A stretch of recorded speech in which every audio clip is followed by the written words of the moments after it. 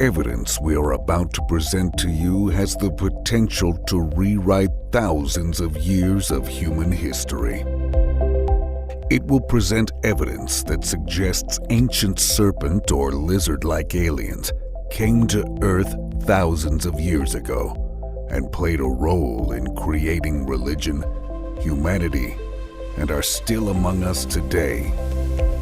The evidence is based on extensive research of ancient myths, texts, archaeological finds, science, and other sources.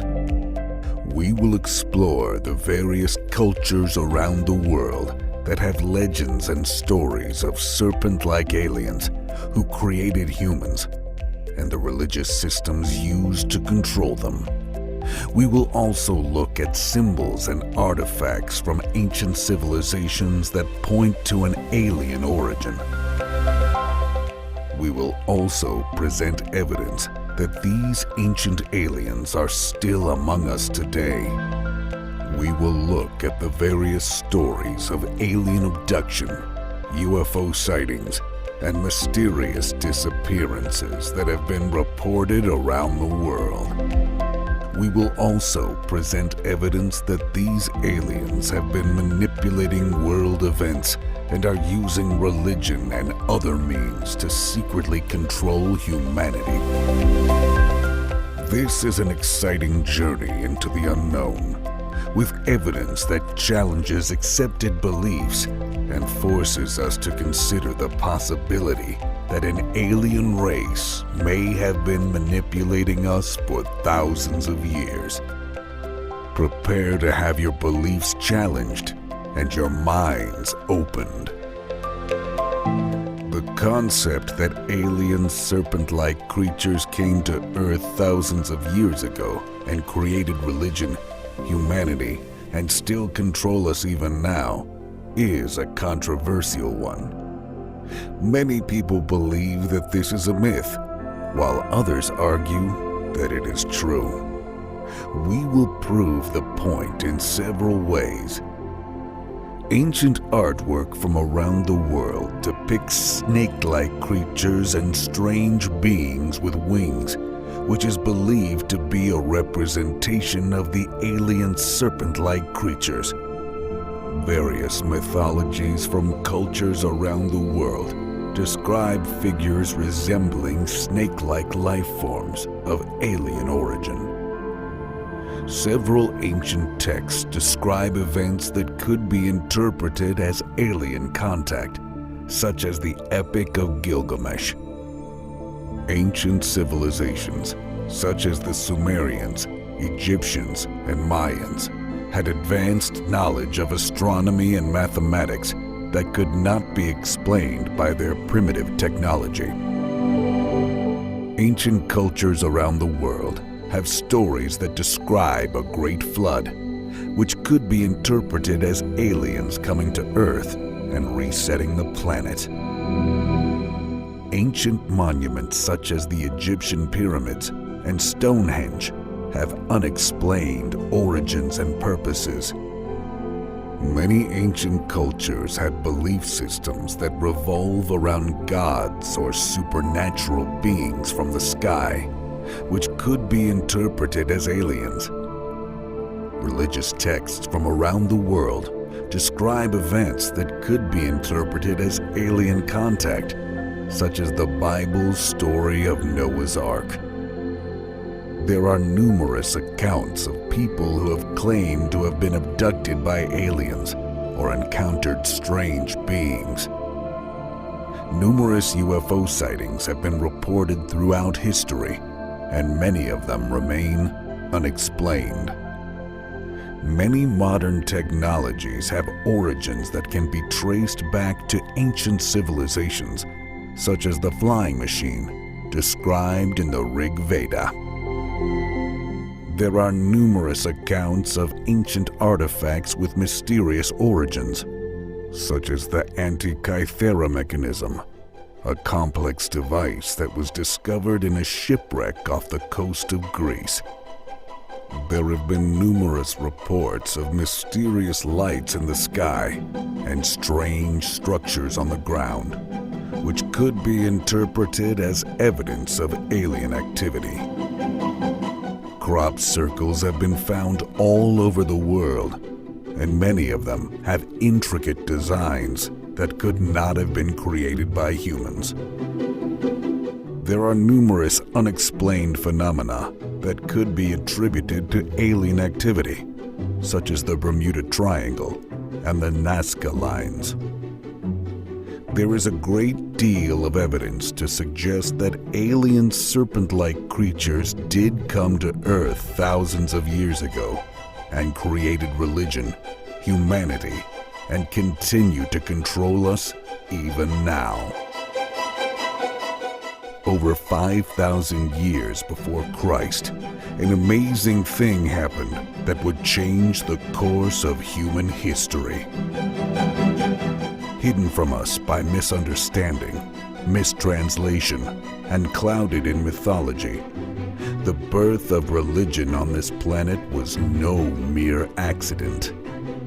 It was the result of an alien invasion on a vast scale, and it sparked the worship of the ancient gods. Those gods are the oldest recorded figures of worship anywhere in history. They are the root of all the major world religions. They gave rise to the great powers of Egypt, Mesopotamia, and more. They spread outwards around the world and were the genesis of a special holy bloodline that remains with us today. One of their descendants would be caught, beaten, and crucified, and yet he would rise from his grave, unrecognizable and accompanied by messengers of light. He would ascend in the sky, having cast off his shrouded skin. His bloodline would give rise to the royal families of the entire world. His bloodline would be protected, defended, and would control the globe. He was a descendant of the great serpent elite, who came to Earth as beings of light to teach mankind. He was a descendant of the great giant killer David, a memory of a great battle that was fought between the serpent elite and the sons of alien and man. They were known as giants in the land. The aliens escaped Earth, but left behind their seed and tools of power and communication. It is prophesied that they shall return, and the signs are growing daily that they have returned and are right now dealing with their own elite bloodline, the men in power. This is the untold story of a very real and ancient alien invasion. In Africa today, there are the remains of the oldest form of worship anywhere on the planet. It is a cave in the shape of a huge serpent. All around, there are pieces of stone fashioned into thousands of small scales. This is the place of worship for the serpent. This is where man first came into contact with the aliens. The discovery of this one location surprised the world. Nobody expected original worship to be that of the serpent, and yet it is within every single religion. It is in all the myths of the world, and they all tell the same story. In the beginning, the serpent was the wise one, the only animal in the Bible to speak freely with his own mind and voice. The tempter, and yet also the holder of ultimate wisdom and the elixir of life. Mankind, in comparison to this remarkable animal, appeared foolish. From that day forward, the serpent would control man. The very genetic makeup of mankind altered from this moment. We cannot say exactly when. We cannot pinpoint the so-called Garden of Eden in time. But we can piece together the remarkable story of the moment the serpent aliens came from the skies. We can uncover the story of what happened next and how it has affected our own time.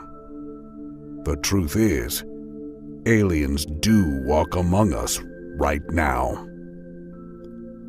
To many, the very idea that the serpent is hidden within our religions and mythology will seem bizarre.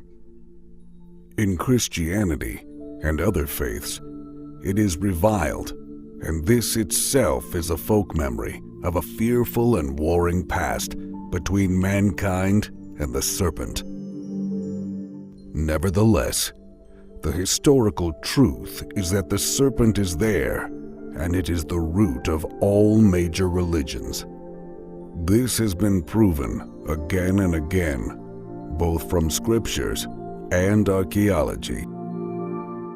The easiest and most clear way to realize that the serpent is hidden in our lives is to actually understand the language of the serpent itself. We need to get to the roots. The snake is known in the language of Canaan as Ab, Ob, Oph, Op, Ep, and Ev.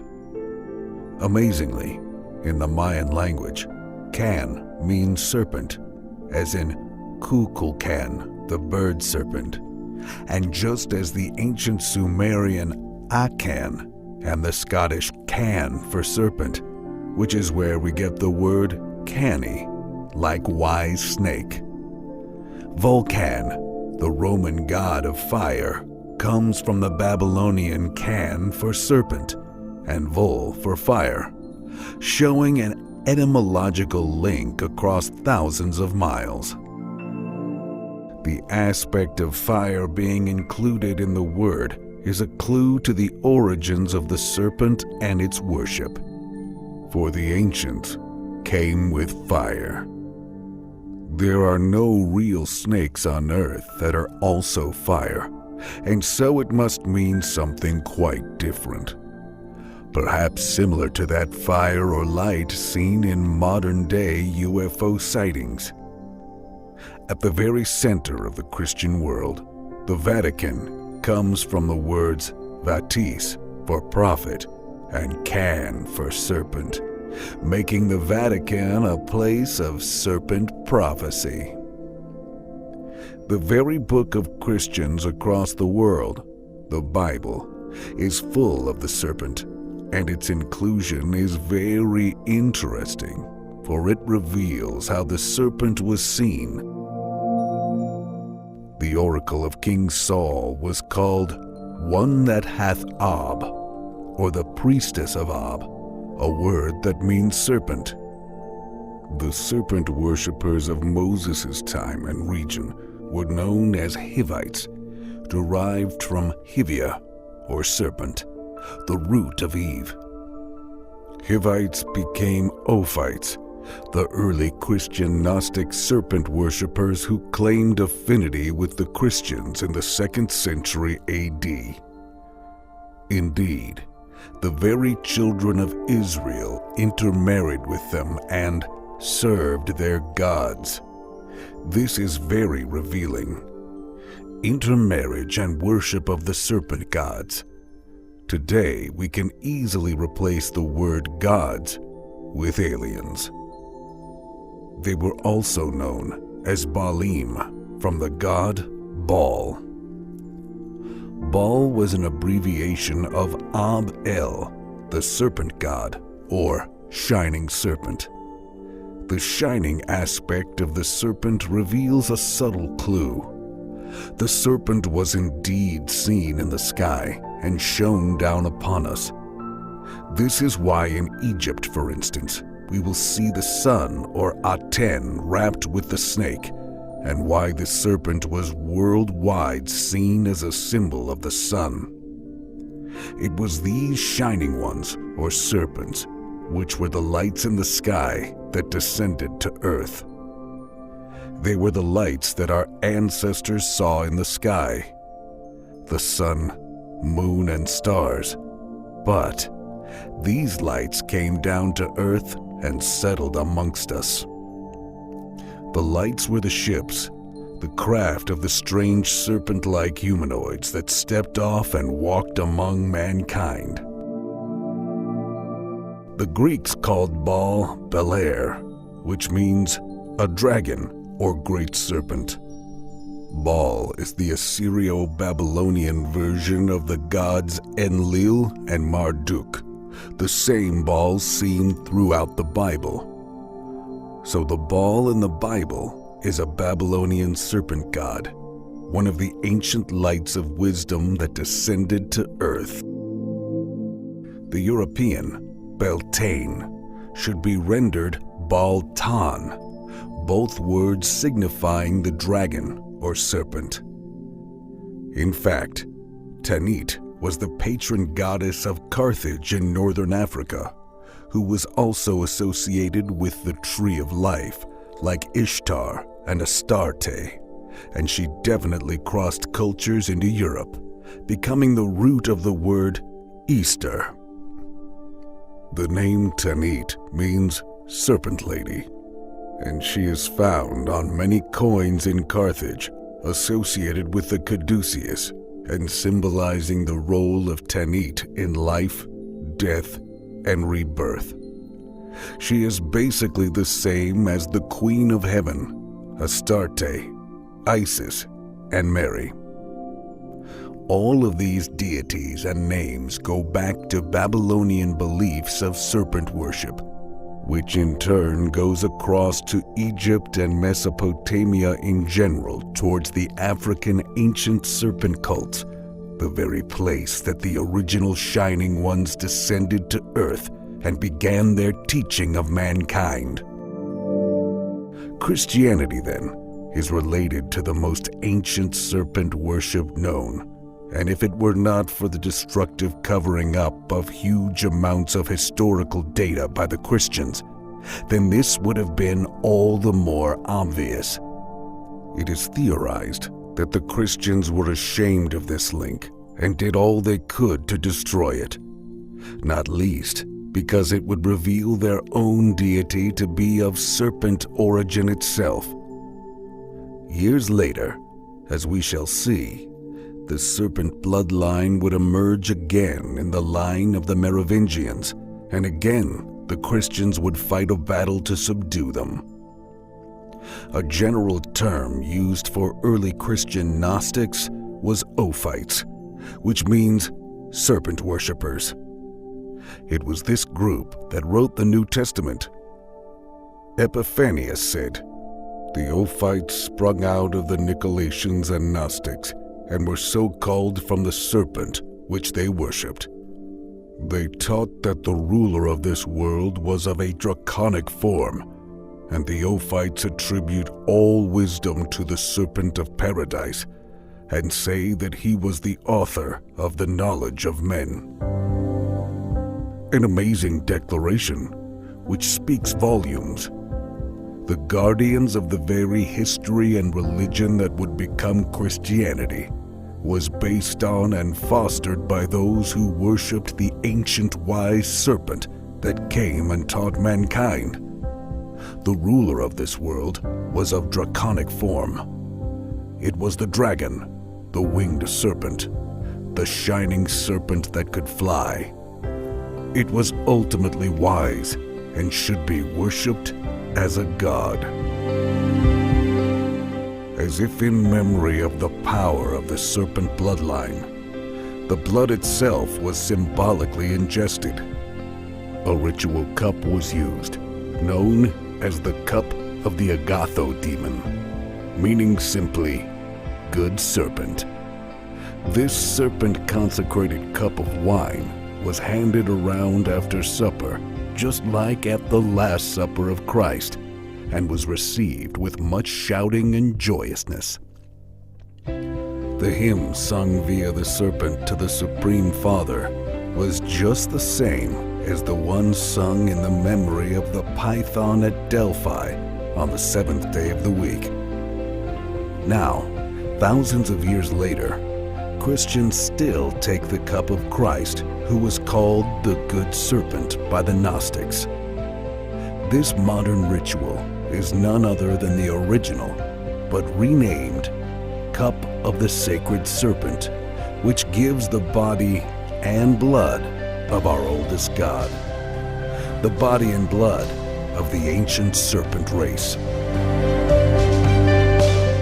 A 3rd century Persian teacher known as Manes, who said that Christianity had got things wrong and he was here to put it right, attempted to revive these old ways. Regardless of the Christian attempts to kill off Manichaeism, it survived until the 13th century.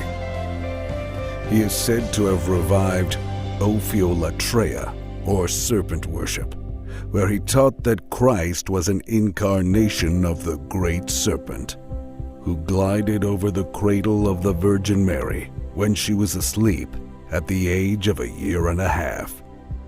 But the worship of the serpent was much more ancient than even Manes stated. In Britain, the serpent god was Hu, the dragon ruler of the world, a statement remarkably similar to that of the Ophites. The druid was known as a nadder, now known as an adder, and as the adder was the symbol of the god Hu. The druids were, quote, Ophites of the original stock. They worshipped also Balai, or Baal. So in this respect, the druids were probably the last truly serpent-worshipping priests in Europe, a remnant of ancient days, long forgotten, but remembered in words and deeds. According to Herodotus, a sacred serpent was fed honey cakes once a month at the Acropolis in Athens. These honey cakes were marked with the omphalos. The superstition of the omphalos was widespread, like the serpent, believed from India to Greece. It is a sphere or orb with spiral lines thought to represent serpents coiled. There are similar markings on ancient stone monuments across the world. To the Etruscans of ancient Italy, the omphalos was seen as a route to another world. It was placed in a trench called a mundus, and fruits were lowered into the trench, which was then covered by a huge stone. The entire city was centered on this spot, with all roads leading to and from it. This is a remnant of the idea that the serpent race came from another world, and the omphalos, a representation of the devices used for travel. Probably the most famous omphalos is the one now in the museum at Delphi. In Greek history, the Delphic oracle was called Pytho, or Python, the snake, and she was active for over 1,000 years, getting involved in anything from mundane day-to-day prophecies to matters of state. As throughout the history of the mystical serpent, it has been associated with powers of future sight, known to us today as precognition. An indication that the serpent is associated strongly with prophecy is the stark fact that the words for divination in Hebrew, Arabic, and Greek all mean serpent. This alone indicates that Hebrew, Arabic, and Greek are following the same beliefs over a vast period of time. In Islam, the snake is always seen as being closely associated with life. In fact, the word El-Hayah, meaning snake, is close to El-Hayat, meaning the life-giving principle. The Prophet Muhammad is said to have spoken of the strange and powerful angelic beings known as jinn, from where we get genie, as being of 3 kinds, one of which was a serpent. Indeed, The white jinn are said to be formed from the irises of the serpent. The king of the jinn was Jamshid, who just happens to be famous for having a beautiful cup of elixir.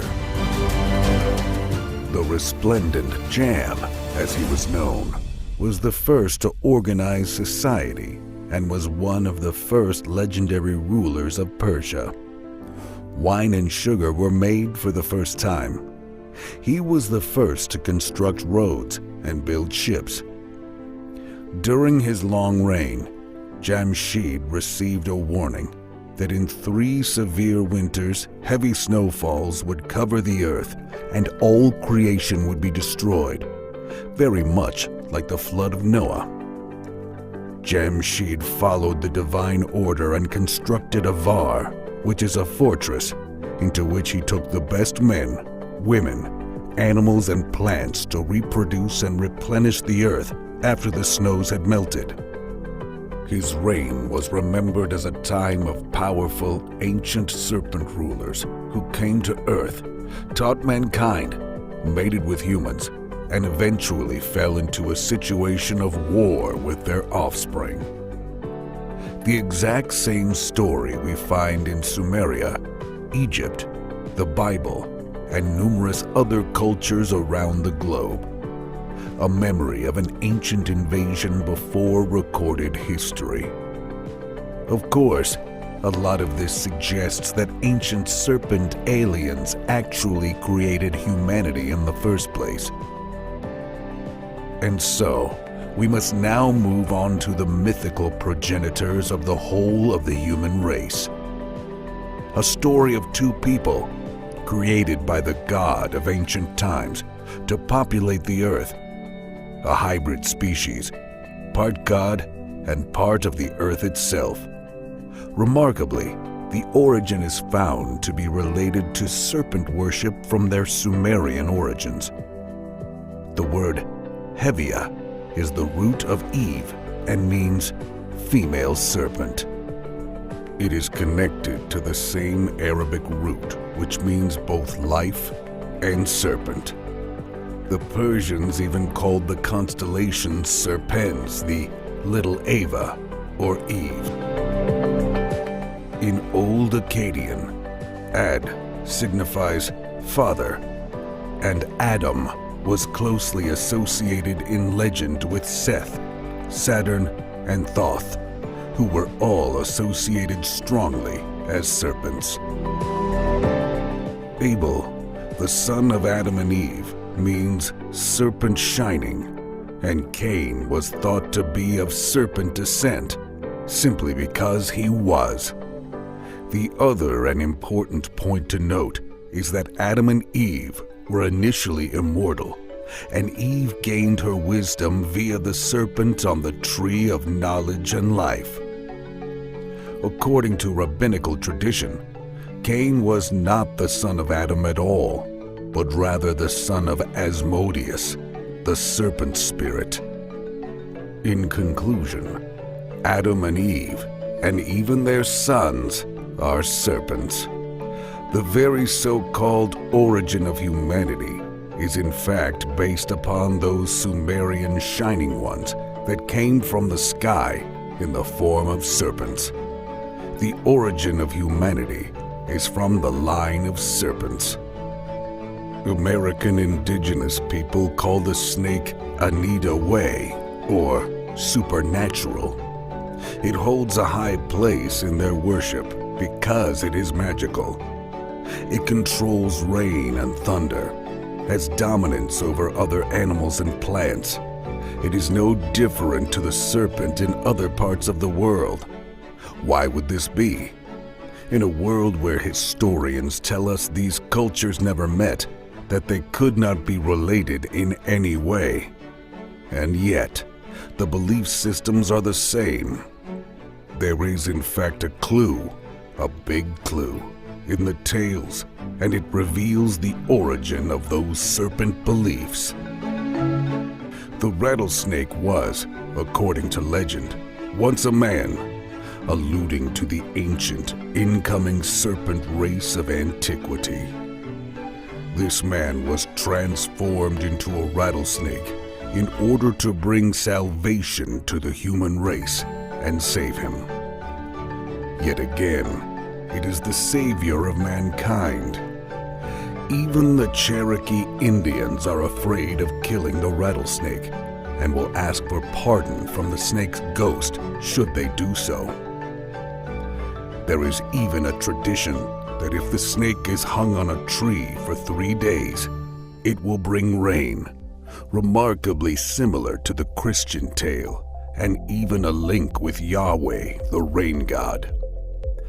These are the same because these are the same serpent deities influencing society across the globe. In mankind's effort to mimic their ancient deities, they began a peculiar tradition: circumcision. There are wall carvings in Egypt showing circumcision being practiced. The Egyptians held the belief that when the snake shed its skin, it had undergone rebirth and was symbolic of attaining new life, of being born again. It was a mirror of their greatest god. The Egyptian priest, in a mock ritual of the serpent shedding his skin, therefore removed the foreskin of the male, and so the male was born again, like the snake. This practice then spread to the Semitic peoples, Arabs, and Jews in later times, most probably via the emerging worshippers of the serpent elite. The fact is, this practice goes back to ancient Sumeria, the home of the original serpent shining ones who came down from the sky, the home of the ancient watchers, the original home of the angels of the Bible, who were shining messengers of the gods and whose visage was that of the serpent. There is no denying that all the records we have of these shining ones record them as having descended from the heavens, to be incredibly wise and powerful, to have set up a special guardian race called the Watchers, who then went on to mate with humanity and create a hybrid race. That hybrid race is known across the world in folklore as the Giants. History tells us quite simply that this was a crime, and the original aliens, the Shining Ones, did battle with the Giants and brought about a great cataclysm. Researchers say this is not science fiction. This is recorded history, ignored by historians because it does not conform to their own belief systems. Ancient serpent aliens came to Earth and genetically engineered humans. This is what all the myths and religions of history tell us. The concept of ancient serpent alien invaders genetically engineering humanity is a popular one in modern culture. It fits with the ancient astronaut theory, which suggests that advanced extraterrestrial species visited Earth in the distant past and manipulated human evolution. Evidence of this theory can be seen in the many unexplained artifacts from ancient civilizations around the world, such as the pyramids of Egypt and the Nazca lines of Peru. The concept of serpent aliens is found in many different mythologies around the world. In many cultures, these serpent beings are associated with knowledge and wisdom, which could suggest that they were responsible for imparting knowledge to humanity. This could include the knowledge necessary to create complex civilizations, such as those seen in the ancient world. There is evidence to suggest that humanity has been genetically engineered in the distant past. DNA analysis of modern humans has revealed that our species has a common ancestor, which suggests that our genetic code has been altered at some point in our history. Additionally, Some scientists have suggested that humans have interbred with other species, which could offer further evidence of alien intervention. There are literally hundreds of tales across the world relating to the descent from serpent aliens. There is little wonder when these serpent tribes were spreading their belief around the world before Egypt had even been thought of. Now that we have seen the traces of the alien invasion of the shining serpents in the mythology and history of the world, it's time to see if there are any ancient traces of them in artifacts and symbolism. The fact is, once our eyes are open to the existence of a massive worldwide serpent worship history, we cannot fail to see them. Almost everything about the mythology of the alien serpent race reveals that they were the gods who gave life, and no symbol reveals this more than the Ankh of ancient Egypt. The Ankh is a simple T-cross surmounted by an oval, called the Ru, which means, quite simply, gateway to another world. This enigmatic symbol of Egypt represents eternal life and was often found in the names of pharaohs such as Tut-Ankh-Amun. The symbol is often depicted being held by a god to a pharaoh, giving him life, or held by a pharaoh to his people, giving them life. This basically set aside the immortals from the mortals, for anyone wearing or carrying the Ankh was one of the genetically different race. The pharaoh was God on earth, and so he held his own symbol of the sun and the serpent to his people. It is the loop, the Ru or gateway of the Ankh, which is held by the immortals to the nostrils. This is the same as the biblical God breathing life into the nostrils of Adam. The Ankh outlived Egyptian domination and was widely used by the Christians as their first cross, but in this symbol holds a clue to the secret of the serpent. Philo said that the Phoenician alphabet are those formed by means of serpents and adorned by them as the supreme gods, the rulers of the universe. Thus, bringing to mind the god Thoth, who again is related to the worship of serpents and who carried the alphabet, the rulers of the universe not only gave us life, but also the very alphabet they taught us how to communicate. Bunsen in the 19th century thought, the forms and movements of serpents were employed in the invention of the oldest letters, which represent gods. The most important of these symbols was the Ankh, which, without the loop, becomes the Egyptian Taut, the same as the Greek Tau, a simple T, a symbol upon which the deity of Jesus would be crucified. The Druids of Northern Europe venerated the tree and the snake by scrawling the Tau cross into tree bark. Amongst the modern Freemasons, the means clavis ad thesaurus, a key to treasure, or theca ubi res pretiosa, a place where the precious thing is concealed. That precious thing is the secret knowledge of eternal life, the secret of the serpent bloodline. This symbol became the mark or sign which would set the believer aside for saving when the gods returned. In Ezekiel, this is the mark that God will know, the mark on the forehead. The aliens gave a secret symbol for their own kind. This remarkable idea of wearing the Tau cross on the shoulder as a sign would later become part and parcel of the Crusader Templars' markings, the very same Templars who are instigated in the worship of serpents. Anybody who knows about the Da Vinci Code will know about the Templar-linked family of Christ, the Merovingians.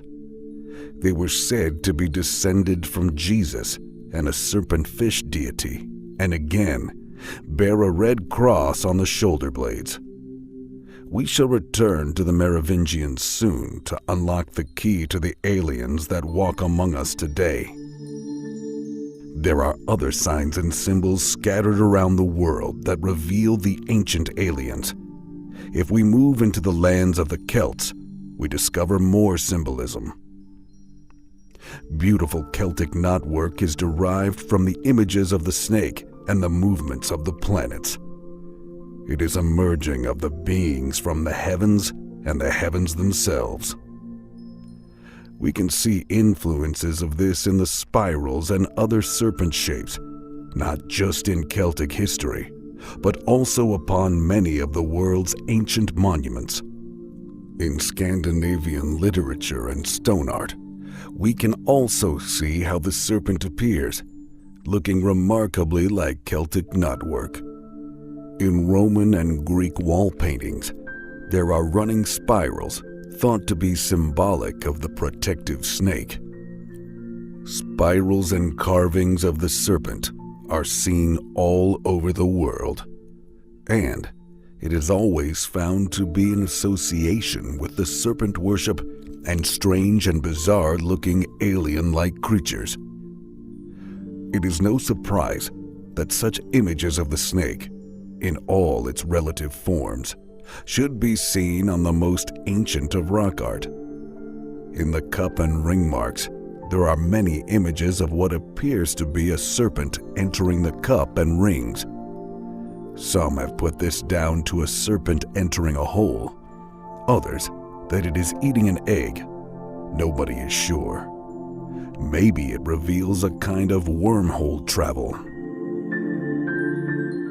Thoth was said to be the originator of serpent worship in Phoenicia. He is called a god, and he invented hieroglyphs. Thoth consecrated the species of dragons and serpents, and the Phoenicians and Egyptians followed him in this superstition.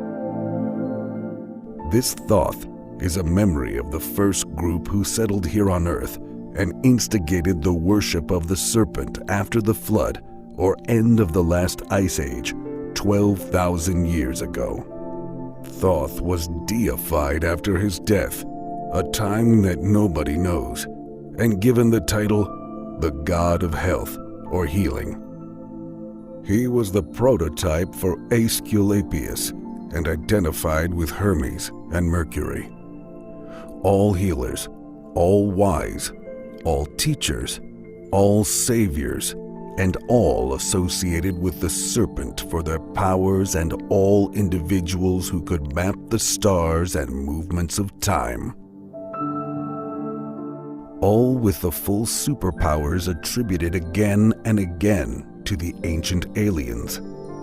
This Thoth is the archetypal alien invader, the memory of the host that came down from the sky and taught mankind. The symbol of them all is the Tau cross, the mark of Cain, the symbol of the ancient alien invaders, the symbol our fabled gods have been sacrificed upon. If you wish to hide a secret, hide it in plain sight. And that is precisely what they did. For thousands of years, this symbol has become a sign of the ultimate secret, the ultimate truth of the origin of human civilization. It has been kept alive by one particular group, the guardians of the secret of the alien bloodline. It all began in Mesopotamia and is alive and well to this day in the bloodline of the royalty of the world. We have seen the history and mythology of the alien serpent past. We have seen the serpentine saviors rise and fall across the world.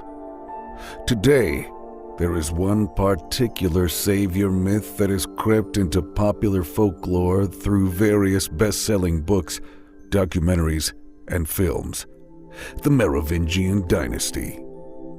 The Merovingian dynasty has been romantically depicted by both the regional writers in France and international best-selling authors such as Dan Brown.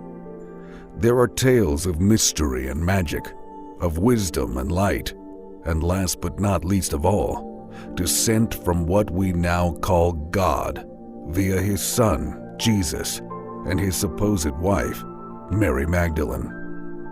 Researchers insist that the Merovingians were descended from an ultra-ancient race of fallen angels that spawned the globe, taking wisdom and knowledge with them from Atlantis. It all started with the leader of the Salian Franks, known as Merovech, in the 5th century AD.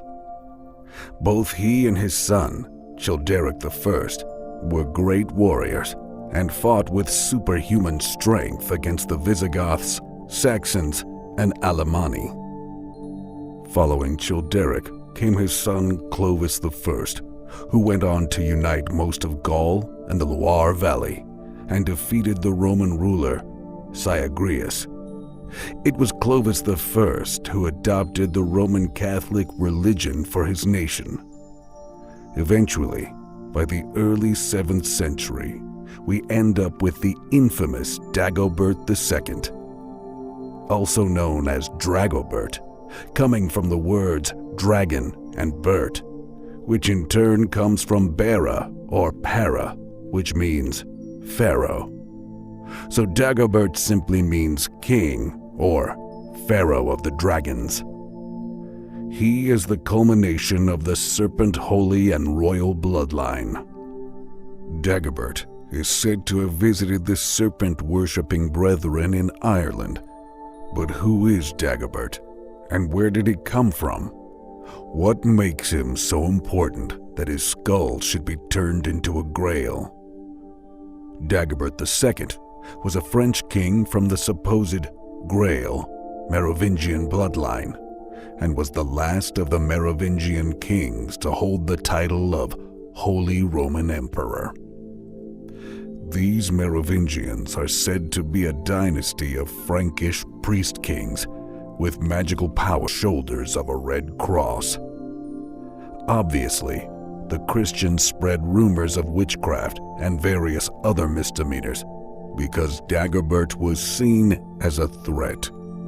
After several years spent away from his Frankish kingdom, Dagobert returned from Ireland in 679. Trouble set in, and it ended with the death of Dagobert and the rise of a new royal bloodline. The Catholics had wiped out the troublesome Merovingians once and for all. Or did they? The truth is that the Merovingian bloodline was already deeply rooted in the bloodline of the royalty in Europe, and it could not be erased. Scholars insist the ancient alien blood coursed through their veins, and they remain to this day one of the most powerful families on the planet. The Merovingians, connected etymologically with the snake as well as ritualistically, were simply descendants of the serpent bloodline. The royal line descended from serpent alien invaders who spread out across the globe in India and China, in Britain and America. The original and almost fabled Merovech is named after the sacred bull of the ancient Greeks, Mero. The ultimate secret held sacred by the Greeks was this: the bull has begotten a serpent, and the serpent a bull. The two are interchangeable. The bull is symbolized by the Tau cross, and so too is the serpent. It was this King Merovech, the first in line of Merovingian kings, who was said to have been spawned by the great sea bull Quinotar. This is a giant sea monster with a bull head. The Mer part of Merovi becomes obvious in that Mer means sea. He is the king bull of the sea, the sun in Taurus, which gives us a special place in time, the time of the original ancient alien invasion.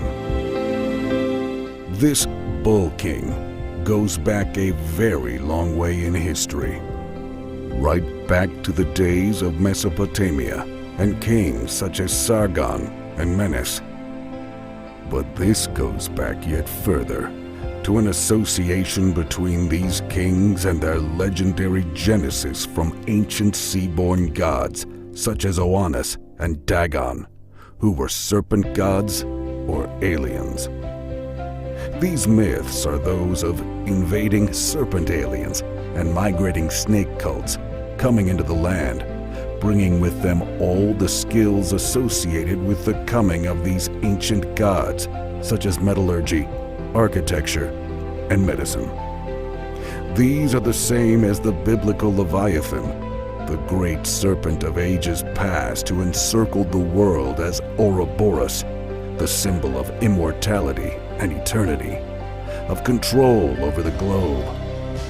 This is the same symbol which attracts the phrase, "My end is my beginning," like the words placed into the mouth of Christ. I am the beginning and the end, the Alpha and Omega. In fact, the Christians of later times went on to use the image of the Ouroboros as a symbol for the Alpha and Omega elements of their Christian faith.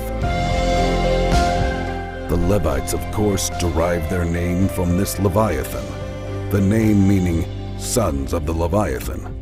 They were the sons of the serpent rulers of ancient times.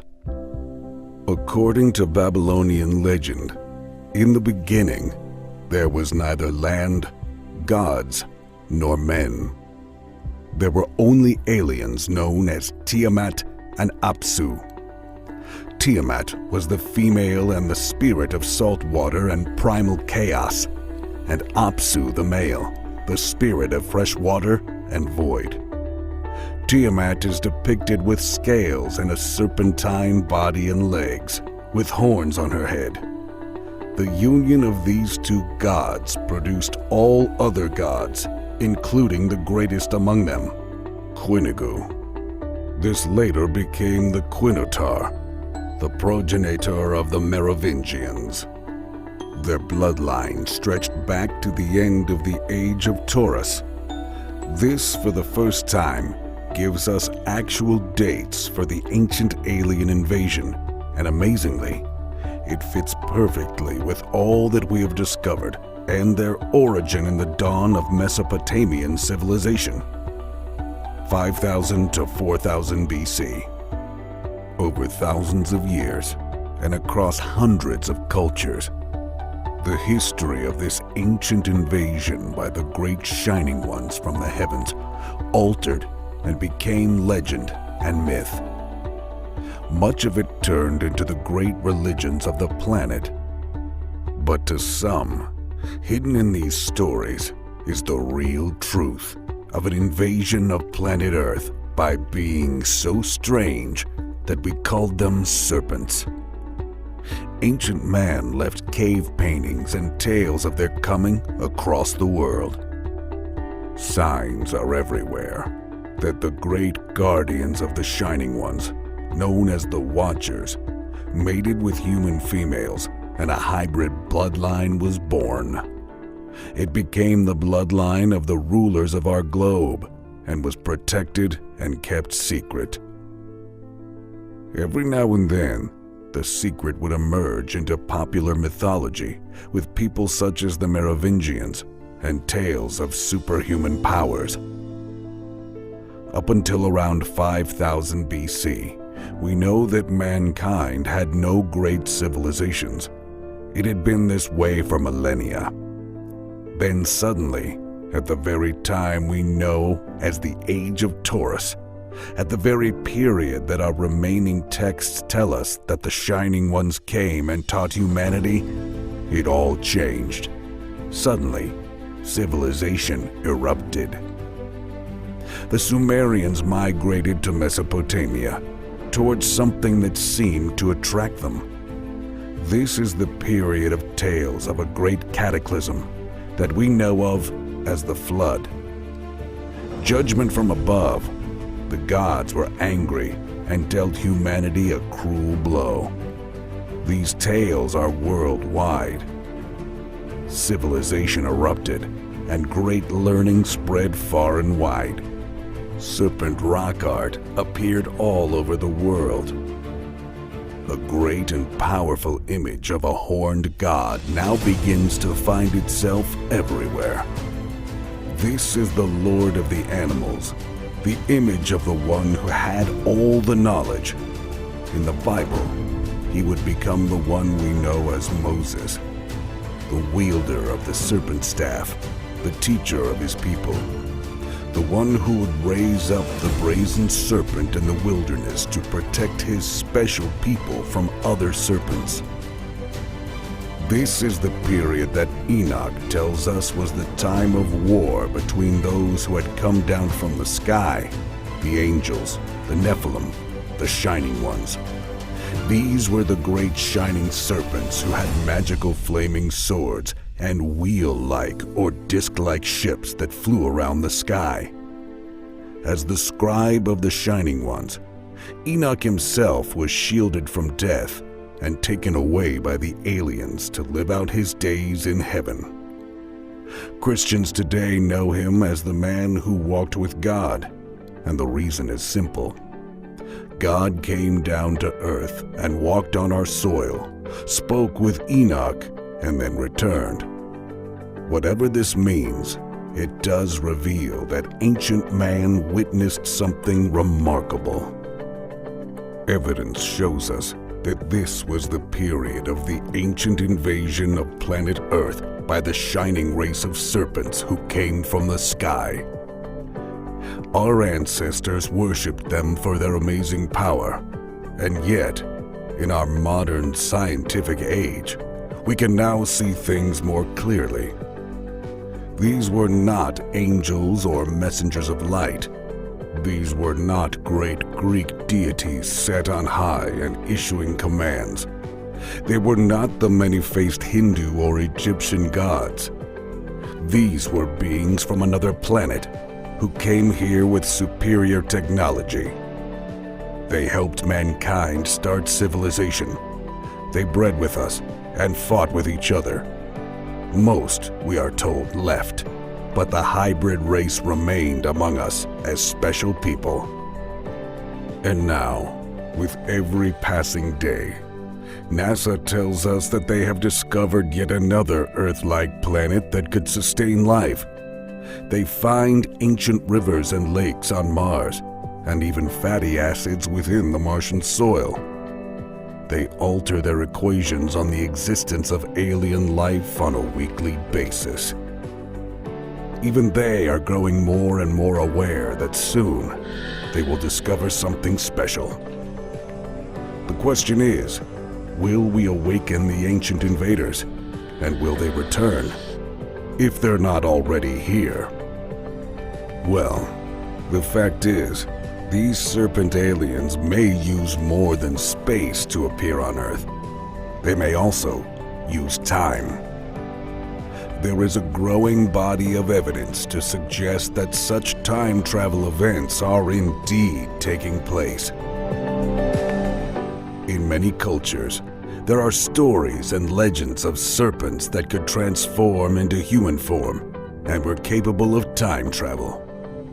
In Greek mythology, for example, there is the story of the Titan Kronos, who was able to travel back in time to prevent his own death. The Christian Bible also mentions a serpent-like creature that appears in the Garden of Eden. This ancient creature is believed to have been able to manipulate time and space. Many scientists now believe that some form of extraterrestrial life exists, and that it may be capable of time travel. In recent years, a number of objects have been discovered in space that defy explanation. These objects appear to be moving faster than the speed of light, and some scientists believe they are using a form of time travel to reach their destination. There have been many reports of strange lights and objects in the skies that cannot be explained. Some of these sightings may have been attributed to UFOs, and some to time-traveling aliens. Many ancient writings describe mysterious creatures that are capable of time travel and are believed to be extraterrestrial in origin. In conclusion, there is a growing body of evidence to suggest that ancient serpent aliens still visit Earth and also use time travel.